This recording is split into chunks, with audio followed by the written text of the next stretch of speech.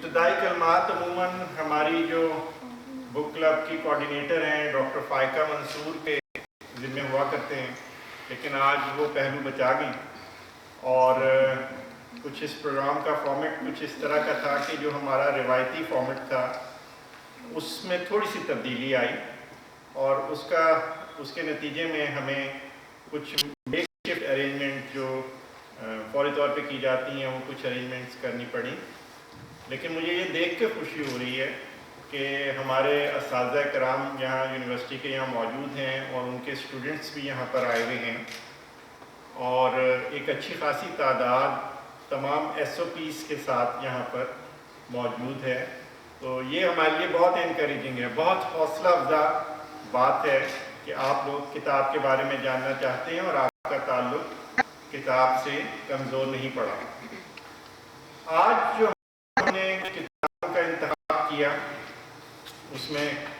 وہی ہمارا فارمیٹ کے ایک ہم انگریزی میں اور ایک اردو میں کرتے ہیں، اور اردو کی کتاب اس مرتبہ میرے پاس ہے اور اس کا تعارف اور اس کے بارے میں جو تعارفی گفتگو ہے وہ میں نے کرنی ہے.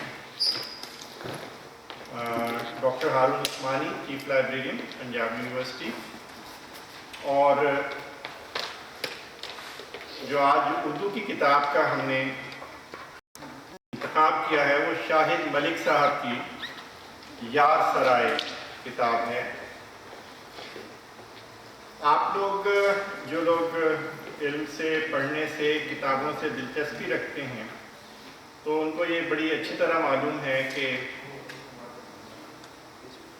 یہ جو خاکوں پہ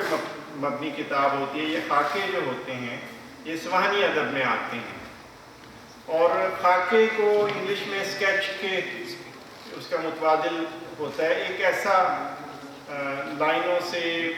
قلم سے، پینسل سے بنا ہوا اسکیچ جو پوری تصویر تو نہیں دکھا رہا لیکن اس کے کچھ خد و خال ضرور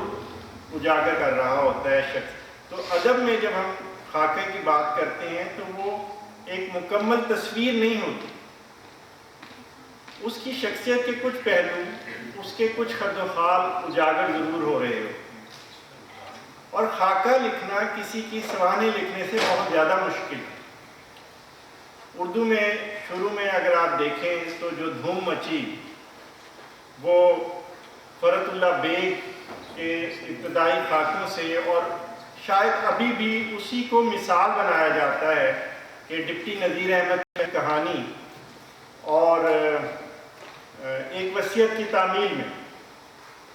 یہ دو خاکے شاید لازوال ہیں کہ جب کبھی بھی خاکہ نگاری پر بات ہوگی تو فرت اللہ بیگ کے یہ دو خاکے ہمیشہ زیر بحث آئیں گے. خاکوں پہ بہت لوگوں نے طبع آزمائی کی، بہت لوگوں نے مختلف انداز سے خاکے لکھے. عبدالاثر چند ہم اثر مولوی عبدالحق کی بڑی معروف خاکوں پر مشتمل کتاب ہے، اور ان میں سے کئی مضامین تو باقاعدہ سوانحی مضامین کی شکل اختیار کر گئے. اس طرح کے بہت سارے لوگ ہیں، لیکن ایک نام بڑا شاید آپ لوگوں کے لیے، اردو دانوں کے لیے اتنا معروف نہ ہو، اردو ادب والوں کے لیے، حالانکہ وہ بہت معروف نام ہے، لیکن قلم کے حوالے سے آپ لوگ شاید اتنا نہ آپ نے کبھی ان کے بارے میں سنا ہو. وہ شاہد ملک کا ہے، اور شاہد ملک صاحب بہت جو لوگ ان کو جانتے ہیں ان کو معلوم ہے کہ ان کی گفتگو میں اور ان کی تحریر میں بہت زیادہ فرق نہیں ہے. جو لوگ اخبارات پڑھتے ہیں اور کالم وغیرہ سے دلچسپی رکھتے ہیں تو ایک معروف روزنامہ میں خوش کلامی کے عنوان سے ایک کالم چھپتا ہے، وہ کالم نگار شاہد ملک صاحب ہیں. شاہد ملک صاحب کے لیے اگر ہم مختصر سی بات کریں تو میں تھوڑی سی اگر لبرٹی لیتے ہوئے بے تک بہت سینئر ہیں کہ یہ کہتے ہیں نا منڈا سیال کوٹیا، تو یہ منڈا سیال کوٹیا ہے کہ یہ ان کا تعلق سیال کوٹ سے ہے، وہاں ان کی پیدائش ہوئی، آبائی ان کا علاقہ ہے. اور ان کی جو اسکولنگ ہے یا ان کا جو سارا ابتدائی تعلیم ہے وہ مختلف جگہوں پہ ہوتی رہی، سیالکوٹ سے لے کے واہ کینٹ اور راولپنڈی، لاہور، ان سب علاقوں میں یہ تعلیم کے لیے یہ رہے، اور پھر باہر سے انہوں نے نارتھ ویلز سے بھی انگریزی کی زبان کی تدریس کے حوالے سے ڈگری لی، اور گورنمنٹ کالج لاہور سے منسلک رہے، گارڈن کالج راولپنڈی سے ان کا انسلاک رہا، اور سیالکوٹ میں بھی یہ ان کا تھا اسلامیہ کالج غالباً، وہاں پر یہ پڑھتے رہے شروع میں ان کا جو تھا، تدریس سے وابستہ رہے، انگریزی زبان و ادب کی تدریس سے وابستہ رہے، اور پھر بی بی سی لندن میں نشریاتی صحافت سے منسلک ہوئے۔ کافی عرصہ گزارنے کے بعد یہ 1994 میں پاکستان واپس آئے لندن سے، اور بی بی سی ریڈیو کے لیے پنجاب کے نامہ نگار اور بیورو چیف مقرر ہوئے، سما ٹی وی سے منسلک رہے، وقت نیوز چینل سے یہ منسلک رہے، اور آج کل یہ مختلف اداروں میں جز وقتی یا وزٹنگ پروفیسر کے طور پر پڑھا رہے ہیں۔ یہ جو یار سرائے ہے ان کی کتاب، یہ پہلی بار میں تو بہت حیران کرتی ہے جب آپ اس کو پڑھنا شروع کرتے ہیں، اور اس طرح حیران کرتی ہے کہ آپ اس کے بارے میں نہیں جانتے، لیکن اس کے اگر آپ کنٹینٹس پہ نظر ڈالیں، اس کی فہرست مندرجات کو دیکھیں، تو آپ بڑے حیران ہوتے ہیں کہ اس میں بہت سارے معروف نام بھی نظر آتے ہیں، اور بہت سارے غیر معروف نام جن کو ہم عمومی طور پر نہیں جانتے۔ اگر آپ دیکھیں تقریباً اس کے اندر 13 لوگوں کا ذکر ہے، اور ایک بی بی سی اردو کو بھی انہوں نے شخصیت کے طور پر اس کا انہوں نے ذکر کیا ہے۔ لیکن نام دیکھیں اگر تو فیض احمد فیض پر ہے، خالد حسن ہے، مجید نظامی ہے، زمرد ملک ہیں، شاہد نصیر ہیں، ضیاء ڈار ہیں، نصر اللہ ملک ہیں، رفیق محمود، مسعود حسن، آفتاب اقبال شمیم، علی احمد خان، خرم قادر، نذیر احمد ملک، اور بی بی سی اردو پر آخری ان کا مضمون ہے، سوانی مضمون ہے۔ میں یہ سارے جو خاکے ہیں یا اس یار سرائے میں جو مقیم جتنے بھی لوگ ہیں ان سب پر بات نہیں کروں گا۔ ہمارا مقصد کتاب سے آپ کو دور نہیں کرنا، ہم چاہتے ہیں کتاب آپ پڑھیں، ہم اس کے اندر سے چند چیزیں آپ کو بتائیں گے تاکہ آپ اس کتاب کو پڑھیں، کیونکہ ہم آپ کو یہ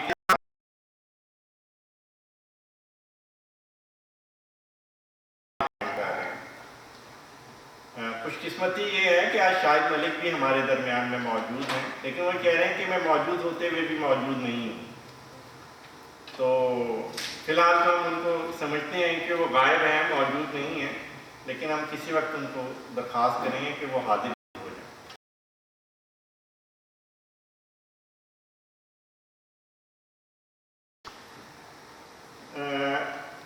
اس کا جو پہلا ایک دیباچہ کہہ لیں، مقدمہ کہہ لیں، یا پیش لفظ کے طور پر وہ عارف اقاد نے لکھا ہے،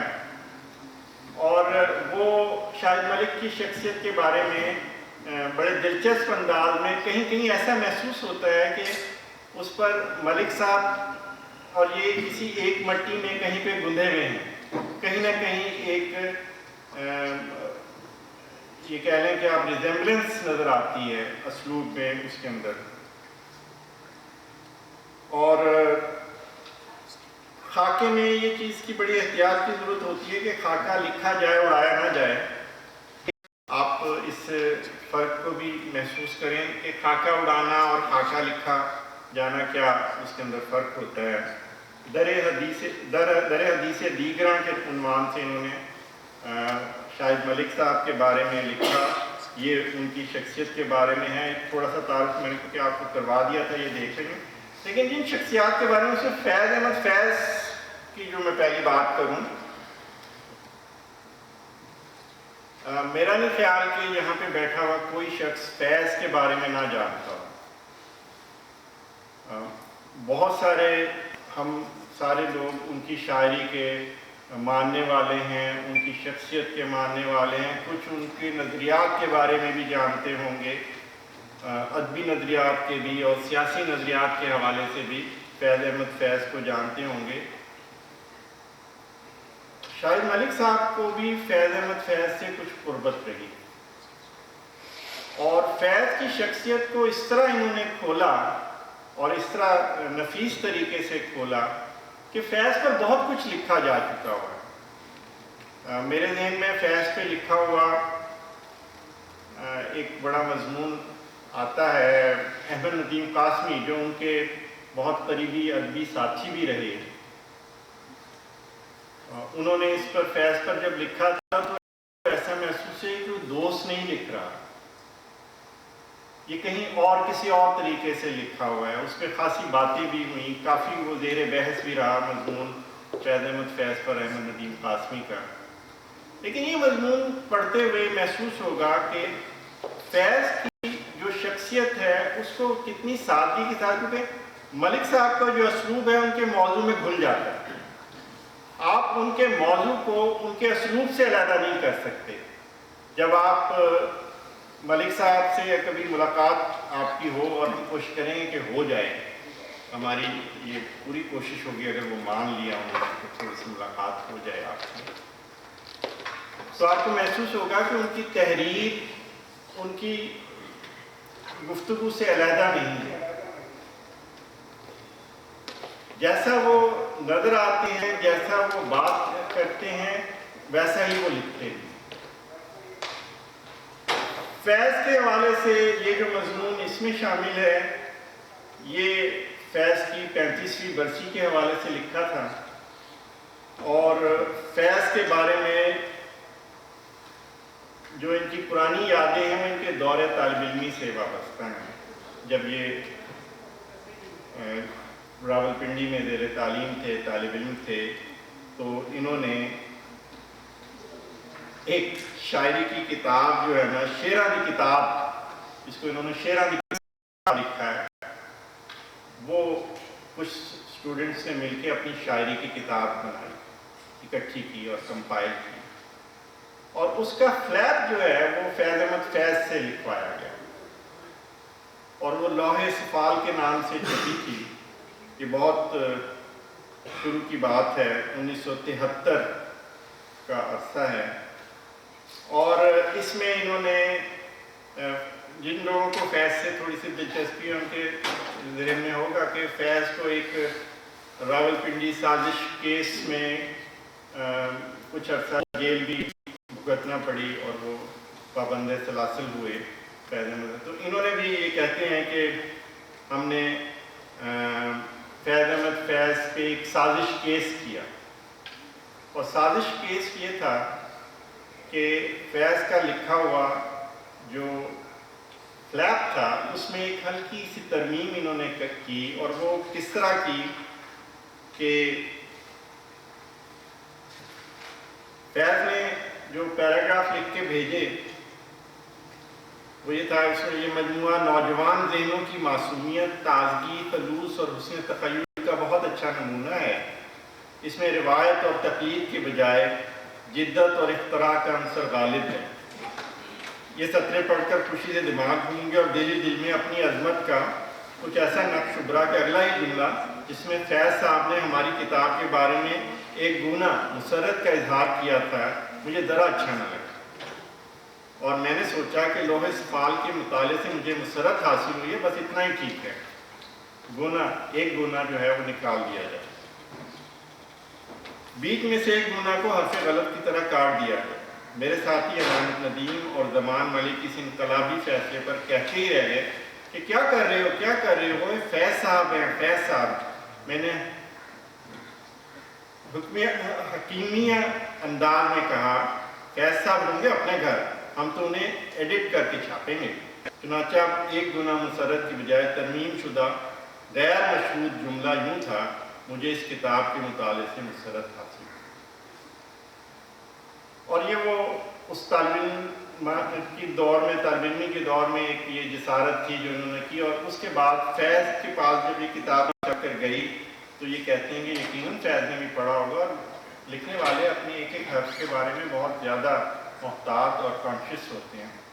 اور وہ اس چیز کو قطعاً پسند نہیں کرتے کہ ان کا لکھا ہوا کاٹا جائے یا اس کے اندر سے کوئی ترمیم کی جائے، خاص طور پر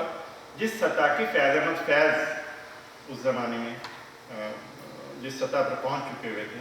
کہتے ہیں کہ فیض نے اس کا کبھی اس کا اظہار نہیں کیا کہ ان کی تحریر میں کسی قسم میں انہوں نے طالب علموں کی حوصلہ افزائی کے لیے اس پہ خاموشی اختیار کی۔ اور اس کو اس طرح دیکھیں، اب کوئی پوچھے کہ یہ کیا حرکت ہے جس نے مفہوم کو یکسر بدل کر رکھ دیا؟ آج 45 برس گزر جانے پر بھی میں اس واردات کا منطقی جواز پیش کرنے سے قاصر ہوں، سوائے اس کے کہ ادب میں بھی 62 سالہ جرنیل کے مقابلے میں 20 برس کا نیا کمیشن یافتہ نیم لیفٹیننٹ کہیں بڑا افسر ہوتا ہے۔ چند روز میں جب اسلم کمال صاحب کے ڈیزائن کردہ رنگین لوہے سفال جانے پہچانے محقق اور اس زمانے میں فیض احمد فیض کے ذاتی معاون احمد سلیم کے توسط سے جناب فیض کی خدمت میں پہنچی تو میں یہ ماننے کے لیے تیار نہیں کہ ہماری ہیرا پھیری کی درک نہ ہوئی ہو، اگرچہ ہمیں اس وقت اپنی نوخیز ٹرن آؤٹ فیض صاحب کی جرنیلی وردی سے زیادہ لشکار مارتی دکھائی دے رہی تھی۔ یہ سمجھ بعد میں پیدا ہوئی کہ منجھے ہوئے کماندار قلب و ذہن کے محاذ پر بظاہر سپاہی اختیار کر کے انسانی رشتوں کے میدان تسخیر کر لیا گیا، اور یہی سارا سلسلہ تھا۔ فیض کی تصویر بہت سارے لوگ جو فیض کے بارے میں جانتے ہیں، ان کی شخصیت کے حوالے سے جانتے ہیں، ان کے یہاں بہت ٹھہراؤ تھا۔ فیض کسی بڑے سے بڑے واقعے پہ، کسی بڑی سی بڑی چیز پر بڑے اطمینان سے اچھا بھائی یوں ہوا ہوگا، ایسا ہوا ہوگا، ایسا کر لیا جائے گا۔ ان کے ہاں جتنی ان کی شاعری میں انقلاب نظر آ رہا ہوتا ہے، ان کی شخصیت میں اتنا ہی ٹھہراؤ تھا۔ ان کے ہاں جو احتجاج تھا ان کی اپنی شخصیت میں، ان کے رویے میں نظر نہیں آتا تھا، ان کی شاعری میں نظر آتا تھا۔ اور اسی لیے جب فیض کی شخصیت کو یہ ڈسکس کر رہے ہیں تو ان کی وہی پرت جو ہے وہ کھول کر سامنے آتی ہے کہ اس کے حوالے سے ایک بڑا اچھا مجھے بہت یہ پسند آئی کہ اس طرح کی گفتگو کرتے ہوئے فیض کے لہجے میں ایک بھول پن سا ہوتا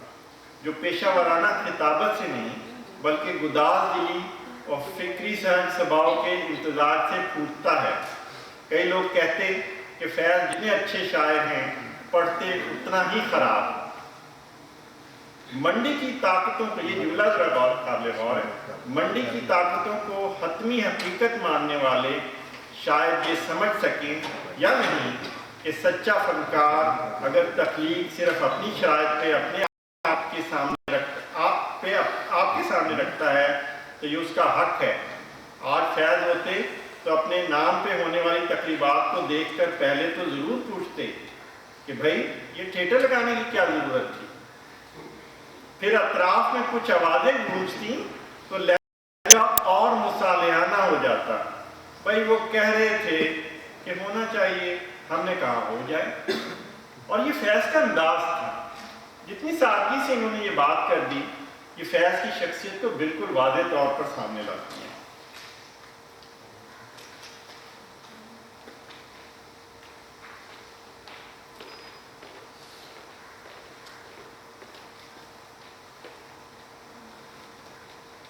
لیکن ایک یہ چیز اچھا ہوا کہ خود فیض احمد فیض نے سوشل میڈیا کا احاطہ دیکھا، وگرنہ معترضین اور چاہنے والے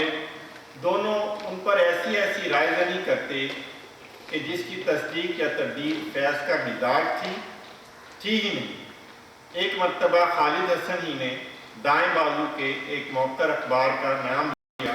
تو مزے کا مکالمہ ہو گیا۔ فیض صاحب یہ آپ کو ہمیشہ سرخ دانشور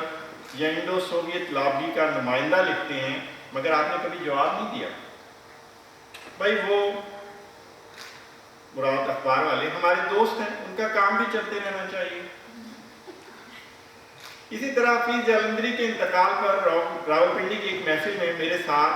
سامنے بعض نوجوان دوستوں نے مرحوم کے بارے میں کچھ چپتی ہوئی باتیں کی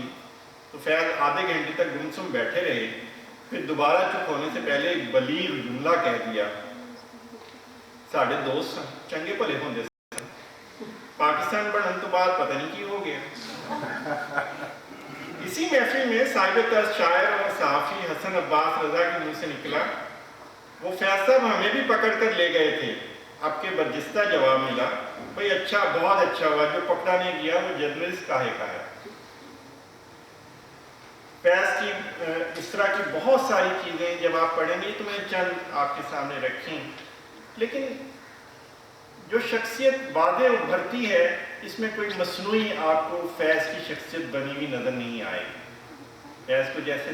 دیکھا، فیض جیسے تھا، وہ اس اسکیچ میں، اس خاکے میں آپ کو ڈھلا ہوا نظر آئے گا۔ یہ اس کا کمال ہے۔ اس کا میں نے بتایا میں چند پہلے شروع کے، اسی طرح خالد حسن کو بھی شاید کچھ لوگ یہاں پہ جانتے ہوں کہ نوجوان نسل کے لیے ذرا مشکل ہے کہ خالد حسن کی شخصیت کو سمجھیں یا اس کے بارے میں معلومات ہوں، لیکن خالد حسن ایک بڑا نام تھا صحافت کے حوالے سے بھی، اور ہماری جو سفارت تھی، سفارتی حوالے سے بھی خالد حسن بڑے معروف تھے۔ خالد حسن شاہد ملک کے کزن رشتے میں، ان کے والد کی پھوپھی زاد بہن کے بیٹے، اور ان سے ان کی بہت قربت رہی۔ خالد حسن کے بارے میں بھی ایک وکری ٹائپ کا آدمی، یہ آپ دیکھیں، اور ایک سادہ شخص کی تصویر کو کس طرح انہوں نے بیان کیا کہ 7 سالہ خالد حسن کو جو جموں شہر میں چوتھی جماعت کے طالب علم ہیں، ان کے ماموں تختی لکھ پا رہے ہیں۔ اب ہوتا یہ ہے کہ خالد صاحب بمشکل ایک لفظ لکھ پاتے اور ابھی آیا کہہ کر باہر بھاگ جاتے ہیں، آدھے منٹ کے بعد واپس آتے ہیں اور پھر ایک لفظ لکھتے ہیں اور بھاگ جاتے ہیں۔ چند منٹوں میں یہ عمل 5-6 مرتبہ دہرایا گیا۔ ماموں حیران ہو کے پوچھتے ہیں یہ کیا کر رہے ہو؟ جواب ملتا ہے، ماما جی دوات دوسرے کمرے میں ڈوبا لینے جاتا ہوں۔ میں نے کہا تھا نا مولا شیشے دا کام ہے، قلم ہاتھ میں ہے، دوات دوسرے کمرے میں، اور روشنائی کا ڈوبا لگانے کے لیے بار بار یہاں سے وہاں تک کا چکر۔ خالد حسن کی سادگی کو اس چھوٹے سے واقعے سے زیادہ کیا بتایا جا سکے۔ اب یہ اگلی بات کہ مطلب یہ ہوا کہ اپنی آسانی کی خاطر کم محنت سے بہتر نتائج پیدا کرنے کے لیے جو ہلکی سی چالاکی درکار ہوتی ہے، روز اول ہی سے اس کا فقدان ہو۔ آلڈس ہکسلے نے ایک جگہ ازنس کی اصطلاح استعمال کی ہے، ازنس کی۔ یہ میرا خیال ہے کہ ازنس کا پروننسیشن میں صحیح استعمال کر رہا ہوں، انگریزی والے بتا سکتے ہیں، ISNESS، ازنس، جسے اردو میں شیعت کا نام دیا جا سکتا ہے، یعنی آپ شیعت شے سے، یعنی آپ گلاب کو محض گلاب سمجھ کر دیکھیں، یہ نہ سوچیں کہ اس کی گلقند بنتی ہے جو پیٹ کے لیے مفید ہے۔ پیٹ کے عوارض کا علاج تو عملی افادیت کا معاملہ ہے، جس کے ذریعے آپ میں دنیا داروں والی ہوش مندی ہو۔ خالد حسن کے ہاں اس قسم کی ہوش مندی کا فقدان تھا، اس لیے ویانا، لندن اور واشنگٹن میں بھی ہوتے ہوئے قلم تو اس کے ہاتھ میں رہا، مگر روشنائی کا ڈوبا ہر بار اسے پاکستان آ کر ہی بھرنا پڑا۔ یہ اب سلوک کی خوبی دیکھیے کہ کس طرح انہوں نے خالد حسن کی ایک جو اس کی مزاج میں سچ تھی اس کو بیان کیا۔ خالد حسن نے جو ہے وہ ہم نے انگریزی کیا تھا، تدریس سے بھی وابستہ رہے، اور انکم ٹیکس سروس کی امتحان دیا اس کے لیے، اور اس میں وہ کامیاب بھی ہوئے، اور اس امتحان کے جو انٹرویو کا قصہ ہے وہ بڑے دلچسپ انداز میں اس کے اندر خالد حسن کی جو پروز تھا، جو اس کی انگریزی کی رائٹنگ تھی، اس کا ایک ایگزامپل دیتے ہیں Bunda is an upright citizen. He has never been booked for double riding a bicycle. In the national elections, he always cast his vote in favor of one candidate or another, usually another.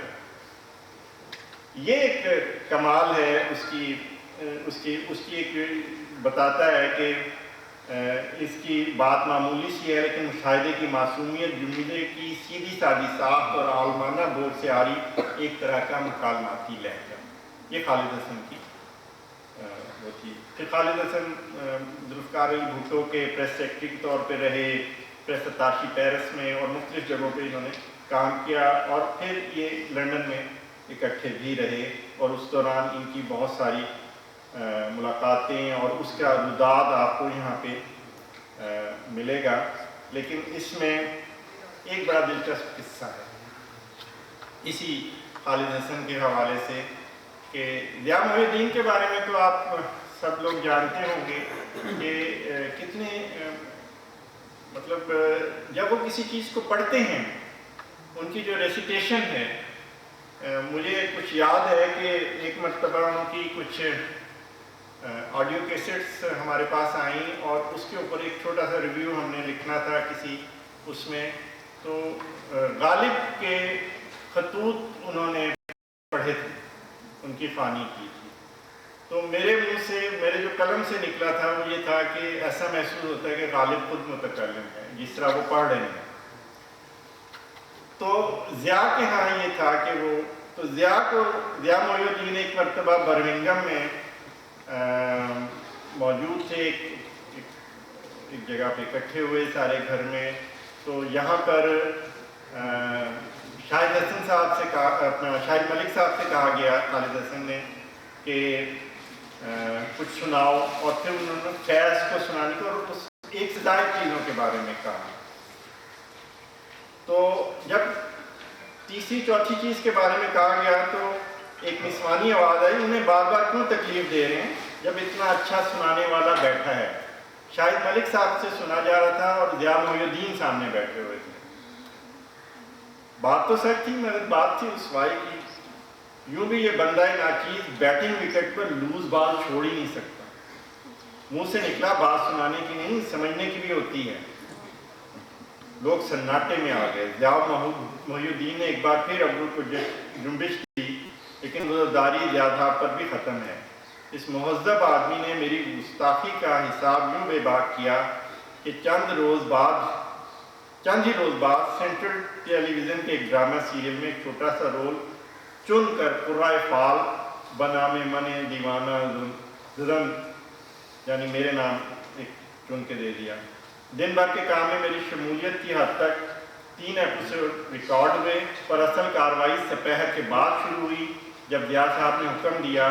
کہ آپ آج London واپس نہیں جائیں گے بلکہ رات بھر میرے پاس یہیں برمنگھم میں ٹھہریں گے. یہ ایک طرح کی انتقامی کارروائی تھی کیونکہ ضیاء صاحب نے ایک استاد کی طرح اس شام دیوان غالب سامنے رکھ کر یکے بعد دیگرے کئی ایسی غزلوں کی تشریح مجھے سمجھائی جس کی بعض تراکیب بقول کرنل محمد خان درمیانی قابلیت کا فرشتہ بھی نہیں سمجھ سکتا. اور یہ ذرا جملہ دیکھیے، مہذب انسان کا انتقام کتنا تکلیف دہ ہوتا ہے، یہ اپنی جگہ. لیکن مجھے اگر زندگی میں پہلی بار ٹی وی ڈرامہ میں کام کا موقع ملا اور ضیاء صاحب کے زندگی میں پہلی بار کام ملا اور ضیاء صاحب کے ساتھ قلبی تعلق اور گہرا ہو گیا، تو اس کے پیچھے خالد حسن کے جذبہ دلداری ہی کو دخل تھا، کیونکہ یہ خالد حسن کا اصرار تھا کہ یہ سناؤ. تو اس کا تعلق جو ہے وہ ضیاء محی الدین کے ساتھ جا کے اس طرح جڑا.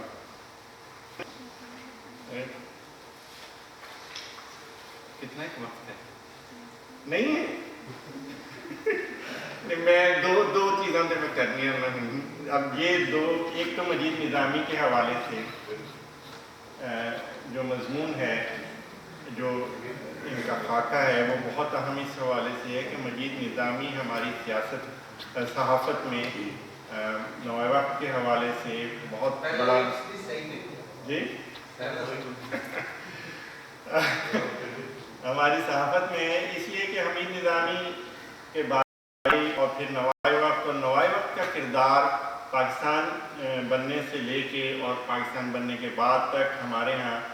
ہر سطح کے اوپر بہت زیادہ فعال رہا، اور ایک خاص قسم کے نظریات کا جو پرچار تھا اور نظریہ پاکستان کے حوالے سے مجید نظامی صاحب کا کردار بہت اہم تھا۔ سما ٹی وی سے جب یہ فارغ ہوئے شاہد ملک صاحب، تو یہ انہوں نے وقت نیوز کو جو چینل تھا اس کو انہوں نے اس میں شمولیت کی، اور اس میں جو عرصہ گزرا، اور مجید نظامی ذرا یہ آپ میں یہ کہہ لوں کہ کیمسٹری کے حوالے سے اگر دیکھا جائے تو دونوں شخصیات کی کیمسٹری مختلف تھی۔ شخصیت کی بنت جو نظریات کے حوالے سے، عادات کے حوالے سے، رکھ رکھاؤ کے حوالے سے دونوں کی یہاں تھوڑی سی مختلف تھی، لیکن اس کے باوجود شاہد ملک صاحب کا یہ کہنا کہ کاش وہ میرے دوست ہوتے، اور بہت بعد میں جب میں نے کتاب پڑھنے کے بعد ان سے کہا کہتے کہ میں چاہتا تھا کہ وہ میرے دوست ہوتے، اور شاہد ملک صاحب نے اس کے لیے شعوری کوشش بھی کی کافی زیادہ، لیکن اس سے یہ ایک چیز نکلتی ہے کہ ایک رکھ رکھاؤ والا، ایک تربیت یافتہ شخص اپنے اختلافات کو بھی کتنے غیر محسوس اور کتنے ڈیسنٹ وے میں، کتنے پروقار طریقے سے بیان کرتا ہے کہ وہاں پہ کہیں پہ بھی اختلاف میں ذاتی مخاصمت یا ذاتی وہ ہے وہ شخصیت تک نہیں پہنچتی ہے۔ جہاں کہیں بھی تھا اس میں انہوں نے جو وقت گزارا، کیونکہ میرے پاس اب میرا بھی وقت بہت کم مجھے جو دیا گیا ہے وہ ہے، تو وہ بہت دلچسپ ہے، آپ وہ دیکھیے گا سارا اس کے اندر جو ہے، لیکن آخر میں ایک جو چیز جب انہوں نے چھوڑا یہ وقت کا، تو وہ ذرا آپ دیکھیے کہ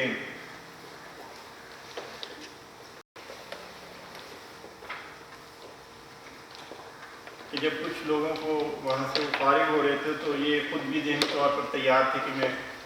وقت میں اس کو چھوڑ دوں گا، تو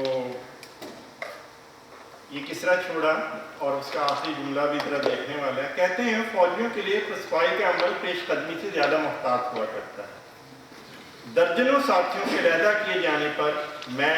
ملازمت سے ذہنی کنارہ کش ہونے کے بعد، ذہنی کنارہ کشی کے بعد اگلا قدم اٹھانے کے لیے ابھی ہمت جمع کر رہا تھا کہ صبح ایک مہرباں افسر کا فون آ گیا، جس سے میں نے نوکری چھوڑتے ہوئے ڈرامہ نہ کرنے کا دوستانہ سمجھوتا کر رکھا تھا۔ یہ ذرا غور کیجیے، نوکری چھوڑتے ہوئے ڈرامہ نہ کرنے کا دوستانہ سمجھے۔ ہم عموماً نوکری چھوڑتے ہوئے کچھ نہ کچھ کوئی ریزن، کچھ نہ کچھ وہ کیا جاتا ہے، بہتر ہے آج دفتر نہ آئیں، کوئی اور صاحب آ رہے ہیں، تو میرے بارے میں کیا کہا ہے، سوچ رہے ہیں کہ نیشن اخبار میں بھی، اچھا تو اگر استعفیٰ دے دیں پھر تو سارا مسئلہ ہی حل ہو جائے گا۔ ایم ڈی صاحب ایک روز کے لیے اسلام آباد میں تھے، سو یہ جاننے کی کوشش نہ کی کہ مسئلہ حل ہونے سے کیا مراد ہے۔ سفید کاغذ پر 2 سطریں لکھ دینے سے میرا کام گھر بیٹھے ہی ہو گیا۔ مہربان افسر نے استعفے کی دستاویز سنبھالتے ہوئے مشورہ دیا کہ فوٹو کاپی تو پاس رکھ لیتے۔ میں نے متن یاد کر لیا ہے، خوشی ہے کہ دوست اس دن بھی میرے یہاں سے ہنستے کھیلتے رخصت ہوا۔ مطلب اس کی خوبصورتی دیکھیے کہ کاپی رکھنے کی ضرورت نہیں، میں نے متن یاد کر لیا ہے، استعفیٰ دے دیا۔ اس میں بہت سارے اس یاد سرائے میں بہت سارے مہمان ہیں، باقی کچھ میں نے نام آپ کو بتا دیے تھے، لیکن ایک صاحب کا ذکر کرنا میں بہت ضروری سمجھتا ہوں، جو 2 ایک سے میں اور ایسے ہیں جن پہ ضرور بات ہونی چاہیے۔ وہ ایک تو ان کے والد کے بارے میں ہے، اور وہ مضمون باقی دیکھنا پڑھنے کے لائق ہے کہ والد کے اوپر لکھے ہوئے جتنے خاکے ہیں ان میں سے یہ خاکہ ایک علیحدہ نوعیت کا ہے، اور جب کبھی بھی ہم والد پہ لکھے ہوئے خاکوں کی بات کرتے ہیں، میرے ذہن میں ڈاکٹر انور صدیق کا ان کے اپنے والد سے لکھا ہوا ایک خاکہ مولوی صاحب کے عنوان سے انہوں نے لکھا تھا شاید، لیکن جب یہ والد کا خاکہ یہ لکھ رہے ہیں تو اس کی جسٹیفیکیشن دیکھیے کیسے دیتے ہیں کہ اگر ابا کا کلمی خاکہ سرکاری افسروں کی سالانہ خفیہ رپورٹ کے انداز میں لکھنے بیٹھوں تو 4 بہنوں کے اس اکلوتے بھائی کا ابتدائی تعارف ایک خوش شکل جامع دیب اور گرم جوش انسان کے طور پر ہوگا۔ اکلوتا فن اس لیے اہم ہے کہ سیالکوٹ کے قصباتی معاشرے میں جہاں گھر کی سماجی پہچان مردانہ آبادی کے حوالے سے ہوتی، ہمارے ابا کی طرح دادا بھی اکیلے تھے کہ ان کے واحد بھائی لالا سائی نے دنیا چھوڑ چھاڑ کر سنیاس لے لی۔ دادا نے بڑی بہن کے بیٹے 3 بیٹیوں اور ان کی اولاد کو ہمیشہ اپنے بچوں کی طرح عزیز جانا۔ پھر بھی گمان ہے کہ ہمارے ابا کی طبیعت میں انسان دوستی، خاندان سے لگاؤ اور دوستوں کے لیے حد سے بڑی ہوئی چاہت کے پیچھے بچپن کی تنہائی کا دخل ضرور رہا ہوگا۔ یہی تنہائی میرے ساتھ ان کے قریبی تعلق کا پیش خیمہ بنی، مگر تب تک ہم اسٹیشن والا مکان چھوڑ کر اپنے آبائی محلے ابا سیدہ میں واپس آ چکے تھے۔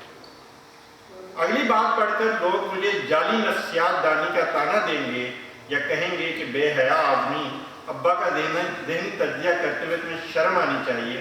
میں برجستہ کہوں گا، ابا ہوگا آپ کا، ہمارا تو یار دوست۔ یہ اتنی خوبصورت ایک چیز ہے کہ یعنی باپ، اور یہ کہتے ہیں شاہد ملک صاحب عام گفتگو میں بھی جب وہ اس کی گفتگو کرتے ہیں، یار وہ تو میرا یار سے، والد جو ہے، والد کا دوست ہونا یہ ایک بہت قیمتی چیز ہے۔ اس میں جو سب سے اہم مضمون مجھے لگا، ایک تو یہ والد کا تھا اور ایک زمرد ملک ان کے استاد انگریزی کے ہیں۔ میں یہ سوچتا تھا کہ شاہد ملک صاحب کی پرسنالٹی یا شخصیت، کیونکہ میں ان سے ملا ہوا ہوں تو مجھے بہت ان کی خوش کلامی، خوش خرامی، خوش لباسی اور ہر جس میں خوش کا لہکہ آئے گا سابقہ تو وہ ان پر صادق آتی ہے۔ تو یہ ساری بنت میں اس کے باوجود وہ آپ سے بات کر رہے ہوں گے تو پنجابی میں گفتگو کریں گے۔ انگریزی کا استاد، انگریزی ادب زبان سے تعلق، صحافت سے تعلق، لکھتے اردو میں ہیں، بات پنجابی میں کرتے ہیں۔ یہ ساری ان کی پرسنالٹی میں چیز، میں معذرت کے ساتھ میں ان کا نفسیاتی تجزیہ نہیں کر رہا، لیکن میں یہ سمجھتا ہوں کہ ایک استاد اپنے طالب علم پہ، یہ آپ سب اسٹوڈنٹس یہاں بیٹھے ہوئے ہیں اور یہ میں خود بھی سمجھتا ہوں کہ میں نے اپنے کن اساتذہ کو شعوری طور پر یا لاشعوری طور پر فالو کرنے کی کوشش کی یا ان کی شخصیت کو اپنانے کی کوشش کی۔ آج میں اگر 54-55 سال کی عمر میں دیکھوں گا تو بچپن کے بہت سارے اساتذہ نظر آئیں گے جن کی شخصیت میرے اندر کہیں ڈھلی ہوئی نظر آئے گی۔ زمرد ملک کا خاکہ جو لکھا ہے اس سے یہ پرت کھلتی ہے، یہ چیز واضح ہوتی ہے کہ شاہد ملک کے جو خمیر ہے اس میں کیا کیا چیزیں گنجی ہیں، اور ان میں وہ انگریزی کے استاد تھے اور انہوں نے یعنی وہ استاد یا وہ جو لوگ اورینٹل سے تعلق رکھتے ہیں ان کو شاید اس کا اندازہ ہو تھوڑا سا کہ کلاس روم کے بعد میں استاد کا کیفیٹیریا میں بیٹھ جانا اور چائے، میں یہ تو نہیں کہوں گا سگریٹ کا آپ کو خطرہ اس کا نہیں کہوں گا، لیکن ایسا بھی ہوتا ہے، اور اس میں ایک بے تکلفی کا عنصر اور اس میں دنیا جہان کی باتیں۔ اور زمرد ملک مطلب 45 46 سال کی عمر میں داغ مفارقت دے گئے۔ جوانی کہہ لیں آپ اس کو کہ وہ اس میں نہیں ہو رہے، لیکن ان سے مستفید اور مستفید ہونے والے اسٹوڈنٹس، اور شاہد ملک کی اگر آپ پرسنالٹی کو دیکھیں کس طرح اس کو انہوں نے پوری کو بنایا، ان کی بنت میں وہ کس طرح ان کے دھاگے شامل ہیں۔ تو شاہد ملک وہی تھے کہ بات پنجابی میں کرتے تھے، اور شاہد ملک شاعر بھی تھے اور ان کی شاعری امرتا پریتم کے پہچان غالباً تھا رسالہ وہاں چھپتی رہی، یا انجان کی نظم ان کی وہ چھپی، اور اس نظم سے میں اپنا اختتام کروں گا زمرد ملک کے اس کے حوالے سے کہ میں ویسے شاہد ملک صاحب سے نظم بھی پوری لوں گا اگر ان سے مل جائے۔ شہرم بار کھلوتا ویکھاں بتیاں دے لشکارے، بتیاں بجن پر نہ بجن اکھیاں دے انگیارے، اور بوئے کھڑکن وچ ہنیری بدل آمن چڑھ کے، اڑدے وقت خیالاں والے کون لیاوے پھڑ کے۔ بڑی خوبصورت نظم، اور شاہد ملک کے اوپر جو زمرد ملک کے وہ ہیں وہ یہ پنجابی، اردو اور انگریزی، میں شاہد ملک میں زمرد ملک کو دیکھتا ہوں، میں نے زمرد ملک کو نہیں دیکھا، لیکن مجھے ان میں وہ نظر آتے ہیں، ان کی شخصیت نظر آتی ہے، اور یہ خاکہ بیانیہ بالکل ہر طرح کی ان کی مکمل تصویر بتاتا ہے۔ کتاب پڑھنے والی ہے، میں اگر ساری خاکوں کے بارے میں، اس میں خرم قادر کا بہت خوبصورت، خرم قادر کے حوالے سے آفتاب شمیم کا بہت اچھا اس کے اندر خاکہ ہے، تو وہ باقی اب آپ پڑھیے گا، میں تو سارا میں نے تو نہیں پڑھانا ہے، تو کوئی سوال ہو تو ضرور پوچھیے، اور اگر نہیں پوچھیں گے تو مجھے اطمینان ہوگا کہ بہت میرا کمپریہنسو تھا، تو اس میں کوئی سوال کی گنجائش نہیں۔